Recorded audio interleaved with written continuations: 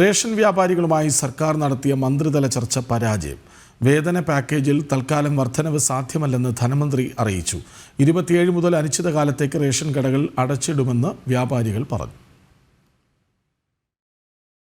ധനമന്ത്രി കെ.എൻ. ബാലഗോപാൽ, ഭക്ഷ്യവകുപ്പ് മന്ത്രി ജി.ആർ. അനിൽ എന്നിവരാണ് റേഷൻ വ്യാപാരികളുമായി ചർച്ച നടത്തിയത്. സമരം പ്രഖ്യാപിച്ച വ്യാപാരികളുടെ പ്രധാന ആവശ്യമായ വേതന പാക്കേജിലെ വർധനവ് തൽക്കാലം പരിഗണിക്കാൻ കഴിയില്ലെന്ന് ധനമന്ത്രി കെ.എൻ. ബാലഗോപാൽ തുടക്കത്തിൽ തന്നെ വ്യക്തമാക്കി. സർക്കാർ കടുത്ത സാമ്പത്തിക പ്രതിസന്ധിയിലാണ്. അതിനാൽ വേതന പാക്കേജ് ഇപ്പോൾ ചർച്ചയ്ക്കെടുക്കാനാകില്ലെന്നായിരുന്നു ധനമന്ത്രിയുടെ നിലപാട്. വ്യാപാരികൾ സമരത്തിൽ നിന്ന് പിന്മാറണമെന്ന് മന്ത്രിമാർ ചർച്ചയിൽ ആവശ്യപ്പെട്ടു. വേതന വർധനവും ക്ഷേമനിധി ശക്തിപ്പെടുത്തലും ഉടൻ അംഗീകരിച്ചില്ലെങ്കിൽ സമരത്തിൽ ഉറച്ചു നിൽക്കുമെന്നായിരുന്നു വ്യാപാരി സംഘടനാ പ്രതിനിധികളുടെ നിലപാട്. തുടർന്ന് യോഗം അലസി പിരിയുകയായിരുന്നു. വാതിൽപ്പടി വിതരണക്കാർ ജനുവരി 1 മുതൽ സമരത്തിലായതിനാൽ സംസ്ഥാനത്തെ മിക്കവാറും റേഷൻ കടകളിലും റേഷൻ ഉൽപ്പന്നങ്ങൾ എത്തിയിട്ട് ആഴ്ചകളായി.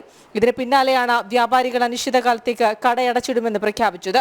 ജനുവരി 31 മുതൽ ഇ-പോസ് യന്ത്രങ്ങൾക്കുള്ള സർവീസ് അവസാനിക്കുമെന്ന് കരാർ കമ്പനിയും പ്രഖ്യാപിച്ചിരുന്നു. ജനം, തിരുവനന്തപുരം.